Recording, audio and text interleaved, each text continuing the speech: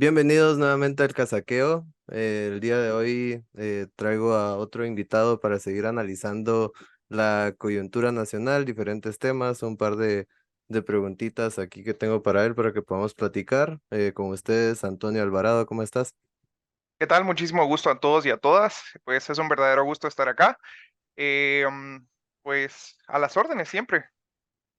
Ok, pues contame un poco cómo has vivido estos últimos días, qué pensás de lo que está pasando actualmente en panorama electoral, para que podamos como arrancar desde ahí, desde tu postura, ¿va? ¿Qué pensás? ¿Cómo lo has visto? ¿Pensás que alguien está actuando de manera ilegal? ¿Quién? Etcétera. Mira, básicamente cuando nos ponemos a hablar sobre el panorama electoral, yo creo que todo recae sobre la ley electoral y de partidos políticos y sobre el Tribunal Supremo Electoral. ¿Por qué? Porque recordate que al final el Tribunal Supremo Electoral como órgano rector y sobre todo como órgano supremo básicamente tendría que tener la potestad para poder limitar el accionar de- del Ministerio Público. Si revisamos un poquito sobre la coyuntura desde el inicio del proceso electoral, pues hemos visto que ha sido un proceso bastante viciado. Obviamente yo no comparto lo que pasó con Prosperidad Ciudadana, por decirte así. Sin embargo, por ejemplo, sí se ha visto que la judicialización del proceso electoral ha estado a la orden del día. Lo que me parece sumamente, básicamente perspicaz, por decirte así, es que cómo es que el aparato estatal está trabajando en este momento, todos los elementos del Estado están trabajando justamente para limitar la candidatura de Bernardo Alévaro, ¿verdad? Yo creo que es totalmente ilegal. Nosotros, desde una postura, pues siempre desde las ciencias, eh, creo que debemos accionar de una forma un poquito más pertinente en cuanto al accionar del Ministerio Público. Esa es más o menos mi postura. O sea que si crees que el Ministerio Público está actuando de manera ilegal, al menos intentando frenar la candidatura en este punto del proceso electoral. Sí, por supuesto. Básicamente, si nos vamos al marco totalmente jurídico de Guatemala, obviamente vos estás sabido de la pirámide de Kelsen, vamos. Cuando hablas de pirámide de Kelsen, estamos hablando de la jerarquía de las leyes. Entonces, como bien sabemos, está tratados internacionales que están casi al mismo nivel de la Constitución. Luego vienen las leyes de rango constitucional que están siempre sobre el tope de la pirámide. Y luego ya venimos con leyes ordinarias, códigos y reglamentos. Entonces, según la jerarquía de las leyes, una ley que es de carácter reglamentaria o estatutaria no puede ejercer presión sobre una ley de rango más alto. Eso quiere decir que desde ese principio, desde el principio de la jerarquía de la ley, estamos mal. Y realmente el Ministerio Público no debería de estar actuando así. Ya, ya. Ok. Ayer estaba circulando en redes sociales, no sé si lo viste, el Ujú. video de un abogado que se llama, no me acuerdo dónde lo tengo, pero se llama de apellido Sarceño. Bueno, ahorita te Ujú. consigo el nombre. La cuestión es que él decía que no, no era un proceso serio y no podíamos darle legitimidad como tal a en caso de que ganara Arévalo, él no podría asumir el cargo como presidente o no podría tomar posesión porque, porque ¿cómo vamos a permitir que alguien, o sea, el partido político es el transporte que utiliza un político para llegar a algún cargo, ¿verdad? Entonces, ¿cómo vamos a permitir que alguien que está representando un partido que va a ser ficticio Ujú. o que aparentemente estuvo actuando de manera ilegal desde su constitución, cómo va a tener legitimidad ese presidente que vaya a llegar ahí? Y también pues estuve hablando con Werner y con José Pablo Menchú hace Ujú. unos días y me decían ellos, pero entonces también Semilla estuvo actuando de manera ilegal en el Congreso, entonces hay que echar para atrás todos los procesos de estos últimos 4 años, etcétera, etcétera. Eh, ¿Qué pensás de eso? O sea, ¿es serio que tengamos a alguien asumiendo en el momento que su partido va a dejar de existir porque nunca tuvo que haber existido en teoría? Mira, yo creo que principalmente lo que tenemos que hacer es basarnos en el principio de inocencia, porque al final, hasta que no le comprueben lo contrario, los compañeros de Semilla pues son inocentes, ¿verdad? Ah, bueno, Iniciando. pero las denuncias son de ellos mismos, pues, o sea, vienen de allá Exactamente. adentro. Exactamente. Entonces, por ejemplo, lo que sucedió, y corregime si estoy en lo correcto, porque le he llevado más o menos el paso a lo que ha pasado con Semilla. En 2009 ellos presentan estas denuncias, ¿verdad? El Ministerio Público recibe las denuncias, pero al final lo toman como un caso reservado y ese caso pues no avanza. Es justamente, es bastante, llama poderosamente la atención que desde 2019 no se le da movimiento a ese trámite, ¿verdad? Y al final la FESI tuvo que haber actuado de oficio. Lo que pasa es que recordate que en el sistema de pesos y contrapesos del Estado, al final ellos nunca consideraron que este panorama político que estamos viviendo ahorita, Bernardo Arévalo en la segunda vuelta, pues nunca consideraron que iba a tener el peso que tuvo. Ahora regresando al origen de la pregunta, ¿verdad? Que si es realmente legítimo que nosotros estemos, o que este abogado esté hablando, o que si realmente Semilla está haciendo las cosas incorrectamente. Yo me sigo basando en el principio de inocencia. A pesar de eso, es cierto, las denuncias salen por parte de Semilla, no se les da movimiento al caso, pero al final de todo esto, al final ellos siguen siendo inocentes, ¿me entendés? La constitución del partido pasó por las manos del Tribunal Supremo Electoral, ellos revisaron las firmas y es algo bien curioso, ¿sabes? Porque yo estuve en la constitución de otro partido político. Entonces, por ejemplo, cuando vos empezás con el comité pro formación, a vos te entregan las hojas exactas del mínimo de firmas que vos necesitas. Entonces, cuando vos pasás por ese proceso y pasa el registro de ciudadanos y te pasa la primera revisión, vos venís y te dicen, mire, esta tiene un tachón, esta firma no sé, mire, este nombre no se comparte con el DPI, etcétera, etcétera. Hay una revisión primaria que pasa el Tribunal Supremo Electoral.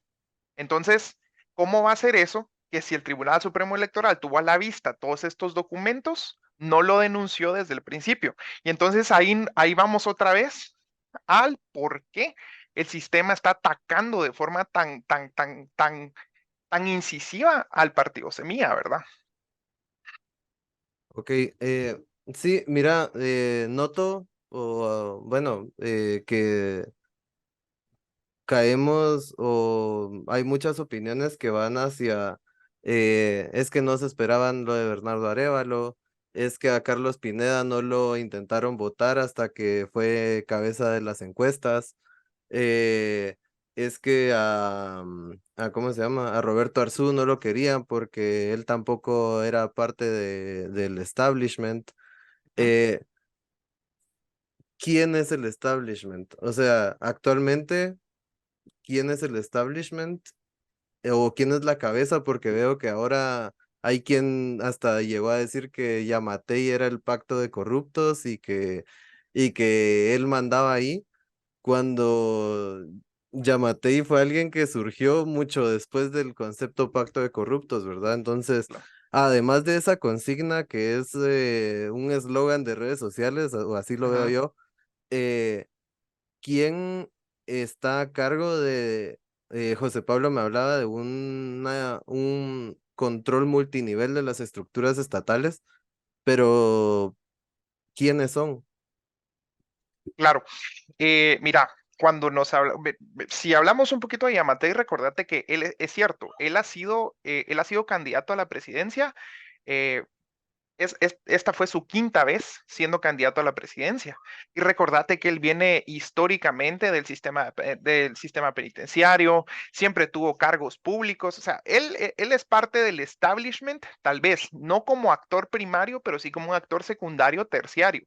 Y es que, Entonces, perdón, ujú, si te das cuenta, Yamatei también estuvo perseguido y tuvo procesos y de repente lo absolvieron o se libró de los procesos en los que estaba y surgió como una figura superpotente a nivel político, ¿va? Cuando realmente había sido un actor así de los partidos que estaban ahí siempre, pero que nunca era una opción real, como Suger o como ese tipo de gente que se tiró varias veces y nunca llegó ni a segunda vuelta, pues. claro. Por ejemplo, cuando hablamos del establishment, hablamos de los grupos hegemónicos que han controlado el Estado durante los últimos 70 años, básicamente desde la contrarrevolución, ¿verdad? Si hacemos un pequeño recorrido histórico, pues estamos hablando de la cofradía, que eran, por ejemplo, los oficiales de mando del ejército que no eran oficiales de campo, sino eran oficiales de oficina. Básicamente era inteligencia y cuestiones así. Luego tenemos el sindicato, que ahí era donde entraba Otto Pérez Molina, que eran todos los oficiales de campo que pelearon contra la guerrilla, ¿me entendés? Entonces siempre ha habido esta pugna de poder entre estos dos grupos hegemónicos, pero que vienen desde la institución castrense. Luego tenés obviamente a las familias, a las familias que van encasilladas dentro de las cámaras de comercio, dentro del CACIF, etcétera, etcétera, etcétera, pero que al final son parte de este mismo establishment, ¿verdad? Que han tenido el control del Estado durante tanto tiempo. Ok, y uh, también he notado que el CACIF ha sido un cacho tibio en esta situación, ¿no te has fijado? ¿Por qué? Fíjate que eso es bien peculiar porque si te has dado cuenta, el CACIF siempre es bien contundente Y en cuanto a tienen la última comunicados. palabra casi siempre. Exactamente, pero eso quiere decir que tanto Bernardo Arévalo como Sandra Torres en este momento tienen parcial apoyo ¿cómo se llama? Del CACIF. ¿Por qué? No lo sabemos. Pero, por ejemplo, si hacemos un recorrido histórico, tal vez Dionisio Gutiérrez estaba más cerca de Bernardo Arévalo. Él no representa al CACIF, porque recordamos que ahí es cuando se da la ruptura de la familia de Gutiérrez y Dionisio agarra su camino y luego, ¿cómo es que se llama? El que decía, qué ridículo, del PAN. Juan Gutiérrez. Juan Gutiérrez agarra el otro camino y ellos se quedan dentro de la estructura del CACIF. Entonces, que hayan dicho que básicamente no está bien lo que está haciendo el Ministerio Público y que está atentando con la democracia, quiere decir que para el CACIF realmente estos dos personajes, a mi parecer, no conforman un riesgo real para los intereses del CACIF, ¿me entendés? Porque al final yo creo que esta gente entiende muchísimo más o va muchísimo más allá de lo que podemos ver nosotros como ciudadanos corrientes, eh, y pues están dando como esa apertura a ver cómo se van dando estas cosas. Al final tenemos solo 20 días ya para que sea la segunda vuelta Y nada de y, campaña, nada de y nada de propuestas. campaña. Exactamente, no hay nada de campaña. Al único que he visto, de hecho, Sandra Torres estuvo el sábado o domingo, no recuerdo, en zona uno en la concha acústica y Sandra se ha mantenido bien al margen y sí ha seguido con lo suyo y va a eventos y ella está haciendo la campaña con quienes se supone que la tiene que hacer. Creo que Arevalo sí le ha pegado un cacho esto del proceso y todo eso. sí, efectivamente. Por ejemplo, si vos haces un pequeño análisis de redes, por ejemplo, te das cuenta que hay un parteaguas y las opiniones están bien divididas. Tenés gente pro semilla, que básicamente defienden a capa y espada a Bernardo Arévalo, y hay gente en contra, y ni siquiera es pro Sandra, sino es en contra de Bernardo, solo porque yo creo que tal vez es hablar desde la misma ignorancia, vamos a hablar así, de que van a traer el comunismo, que van a expropiar tierras, que Pero, todas esas cosas. pero fíjate que también hay una corriente que es muy anti-Sandra y es la gente que puso a Jimmy Morales y a Yamatei en el poder, pues. Sí, pero ojo con eso también, porque, por ejemplo, aunque se diga que Sandra es anti-establishment, Sandra es parte del establishment. Te voy a decir por qué. Eh, a Sandra de aquí, O si ella vuelve si ella vuelve a correr, a ella se le va a poder decir que es la quita y pone presidentes. ¿Por qué? Porque ya sabe su rival que va a ir en contra del antivoto del que estamos hablando. Entonces, al final es una forma de control que el sistema tiene para poner los presidentes. Eso fue lo que pasó con Jimmy Morales. Date cuenta, ni corrupto ni ladrón. O sea que Tenía pensás que es el mismo establishment el que usa a Sandra como el antagonista. exactamente, y al Es final, como la WWE, ponen al malo ahí para que todos lo odien y para crear una ex- figura que surja contra él. exactamente, date cuenta cómo era Randy Orton, por decirte así, si hablamos de la WWE, cuando él empezó era el malo, el que se echaba penca con todos, ¿va? Y John Cena era el libertador y el así, y el básicamente y se creó ese antagonismo John Cena, Randy Orton en ese entonces obviamente, vamos, eso es lo que ha pasado ya durante dos procesos electorales. Entonces, como no teníamos un candidato antisistema, un underdog como Bernardo Arévalo, perdón, pero aquí también tenemos que analizar bastante, por ejemplo, la dinámica de los otros candidatos. Y ahí voy a meterme a hablar un poquito sobre Manuel Villacorta. Al final, si te das cuenta, Manuel Villacorta venía con un 5%, 7% de electorado, eran más o menos 230,000 votos. Y Villacorta siguió con ese voto duro a pesar que cambió su vehículo electoral.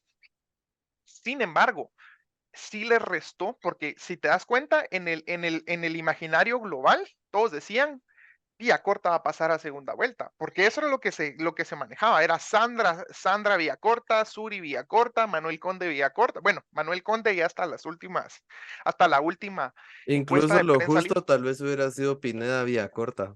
cabal, exactamente.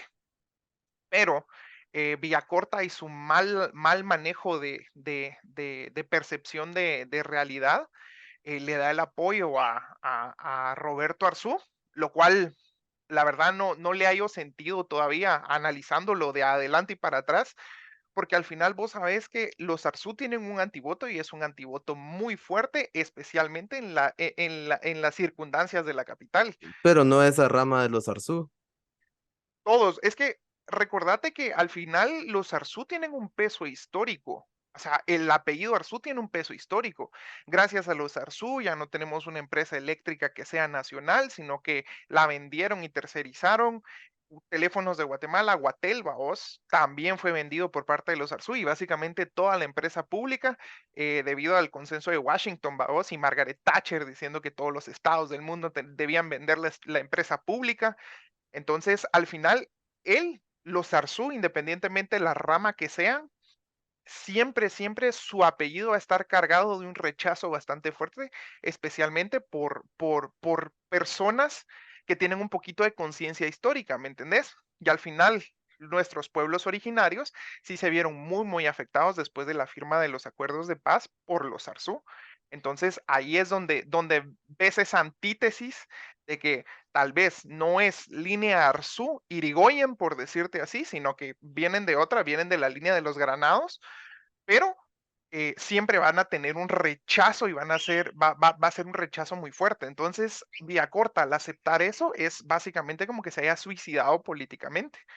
Entonces, toda la gente o todos los jóvenes que tenían en el imaginario social que vía corta era un candidato anti-establishment, obviamente al darle el apoyo a los Arzú, automáticamente migra todo eso. O sea, hace un cambio de cassette y hace que toda la juventud se vuelque a Bernardo Arévalo, que era el segundo candidato anti-establishment.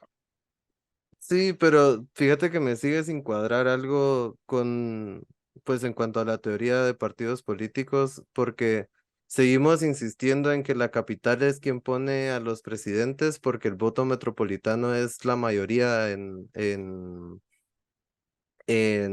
la segunda vuelta al menos, pero al mismo tiempo el voto que se supone que está poniendo y quitando presidentes es el que sigue teniendo a los Arzú en el poder capitalino. Entonces, no, no me cuadra entonces de qué lado está la gente que vota por Arzú. O sea, no quieren a Sandra, pero siguen queriendo a Arzú y a veces quieren a Arévalo, a veces quieren a Yamatei, a veces quieren a Jimmy, etcétera, etcétera. Sí, al final yo creo que la figura de Álvaro Arzú Irigoyen aquí dentro de la capital, yo creo que sigue teniendo mucha preponderancia y sigue teniendo muchísima fuerza. Especialmente, recordate que en la ciudad capital no se nutre de voto, o sea, se nutre de voto joven, pero al final la mayoría de votos lo sigue dando la gente mayor a 45, de ¿Vos 45 dónde años en votás, por adelante. ejemplo? Yo voto en Misco. Yo voto en Villanueva. Ajá, entonces, por ejemplo, si te das cuenta, ya estamos como La población dispersos a la joven. capital, Ujú. exactamente. Y Sí, por ejemplo, los centros de votación históricos son el Akeche, la Normal, etcétera, etcétera, etcétera. Y si vos vas a esas mesas, por ejemplo, en el Rodolfo Robles me tocó puros ver esta viejitos. puros viejitos, exactamente. Y ese es el voto duro de ¿cómo se llama? De Álvaro Arzú. Entonces, obviamente van a seguir dentro de la misma lógica. ¿Por qué? Porque muchos de los viejitos no le echan la culpa a las malas condiciones en donde la municipalidad tiene Porque a la ellos ciudad. estaban igual antes y después de Arzú, pues, o sea, Exactamente. o sea, a mí tampoco me afectó Arzú, pues, mentiría diciendo que a mí me afecta lo que pago mensual de agua o lo que pago mensual de luz, pues es normal, ¿verdad? Va, Exactamente. eh, seguimos con esto un poco. Ujú. ¿Qué va a pasar con Bernardo Arévalo cuando llegue, o si llega? Mira, Eh, es que fíjate que cuando yo era pequeño o cuando yo era, no sé, en las elecciones anteriores, se hablaba de un péndulo ideológico, que ujú, por ejemplo, ganaba Arzú, luego ganó Portillo, sí, ¿va? Luego ujú, ganó Berché, luego ganó Colón, luego ganó Otto, pero eso se rompió un poco cuando ganó Jimmy porque como que cayó dos veces a la derecha, ¿va? ujú, Luego volvió a ganar Yamatei y en teoría ganó dos veces, tres veces seguidas a la derecha, ¿va? Tres gobiernos claro. militares seguidos, en teoría. Ujú, Que también se dijo cuando quedó Otto que era como el primer gobierno militar en no sé cuántos años, cuando sabemos que el ejército ha estado donde mismo hace por lo menos 30 años, ¿va? claro. Bueno, pero entonces yo más que un péndulo ideológico lo veo como un péndulo de anti-establishment o establishment en Ujú, teoría. ¿Por qué? Porque si nos vamos, podemos decir que Arzú era establishment, que Portillo no, que Berché sí, porque Berché pasó 4 años así. calladito, es cierto. Luego Arzú era un poquito más rompedor porque era el que regalaba las bolsas solidarias y Ah, no, que... Colón. Ah, Colón, eso, dijiste Arzú. perdón, sí, Colón era un poco más rompedor porque regalaba bolsas solidarias y era como más figura Sandra Torres incluso en el gobierno de Colón que él. Ujú, Luego regresamos a lo más conservador con Otto Pérez, a pesar de que Roxana Valdetti era una figura fuerte, siempre el general estuvo por encima, ¿va? claro. Hasta que salió lo del caso La Línea, etcétera, pero eso ya fueron las últimas del Partido Patriota, ¿va? Por decirlo así. Ujú, Luego caemos con Jimmy Morales porque fue el ni corrupto ni ladrón y porque él no es político, él no nos va a joder, va, y nos terminó jodiendo igual. Y luego la gente dijo, necesitamos a alguien que sí sea político otra vez. Y caímos de nuevo al establishment con Yamatei. Ahora veo la tendencia contraria y veo que ahí está la fuerza de Bernardo Arévalo. Entonces, ¿realmente podemos considerar a Bernardo Arévalo y a Semilla que son anti-establishment? En opinión personal, no, no. Y te voy a decir por qué. Porque al final, ¿cómo definís el anti-establishment? Básicamente sería un partido político que venga a romper con básicamente toda la estructura estatal. Sin embargo, Semilla, dentro de su labor legislativa, se ha mantenido muy a margen de las votaciones. Es cierto, siempre votan en contra. Y también hay que tener en consideración Pero que son 7, pues. sí, precisamente, no hay que tomar en consideración que son 7 diputados y que al final no van a tener el músculo político para poder encaminar algún tipo de legislatura que sea a favor del pueblo. Sin embargo, por ejemplo, la situación de las farmacias Ah, estatales y perdón, situaciones así. te voy a Ajá, parar ahí, pero eso es bastante conveniente porque le sirve para el discurso de, no, que nosotros gritamos aquí, nadie nos hace caso, pero si te das cuenta, no fueron capaces de adherir a alguien como Aldo Dávila, que creo que les hubiera dado otro punch, al menos en el Congreso, ¿va? Pero tampoco les interesa tener ese tipo de gente, ¿va? exactamente. Entonces, al final, mira, pues aquí ya venimos a hablar sobre el idealismo de la superioridad moral. Y ese es el discurso que ha llevado Semilla durante toda esta campaña y desde que entraron al Congreso. Una, una supuesta superioridad moral. ¿Cómo se desgrana todo eso? Obviamente con los tipos, así como los casos que les están sacando y situaciones así. Yo no digo que Semilla sea anti-establishment per se, sin embargo, sí no está a favor del, ¿cómo se llama? Del sistema que tenemos ahorita. Entonces, un partido anti-establishment va a ser alguien que va a tratar de romper con el sistema que tenemos ahorita. El único partido que es anti-establishment en este momento es el MLP, que lastimosamente se pierde porque no metió ni una alcaldía ni ninguna diputación, entonces se pierde. Entonces, Semilla al final es un partido centro al establishment, ¿me entendés? Trata de cambiar un poco, pero no trata de refundar el Estado y cambiar de la constitución criollista que tenemos, vamos, a una constitución que sea más adaptada a los tiempos que tenemos ahorita. Entonces, por eso no estoy de acuerdo con que Semilla sea un partido anti-establishment. El único partido anti-establishment para mí es el MLP. ¿Ok? ¿Y qué, qué crees que vaya a pasar? Ya para cerrar porque nos quedan 10 minutos.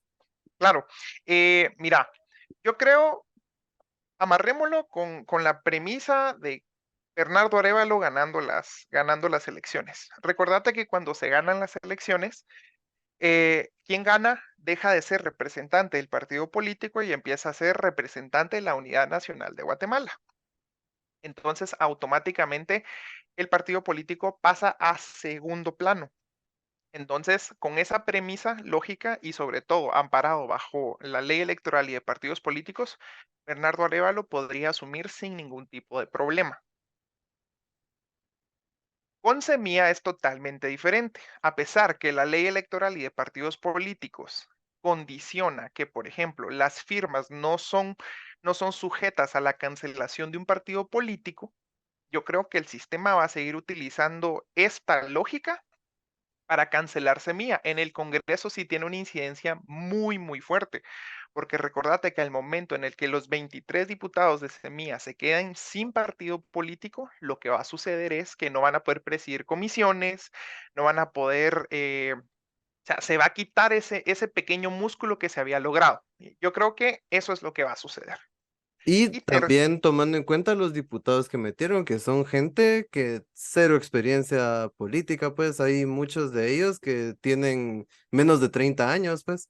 claro, de hecho logró entrar el compañero de la escuela que David se llama Illescas, David Illescas, Marcela exactamente. Blanco, que No, deberá Marcela no tener... entra. ¿No entra? No, Ah, Marcela no entra. bueno. Bueno, sí, es que no sé, me volaba la cabeza que alguien, o sea, no es por nada, pero no necesitamos ese perfil nosotros en el Congreso de la República, pues.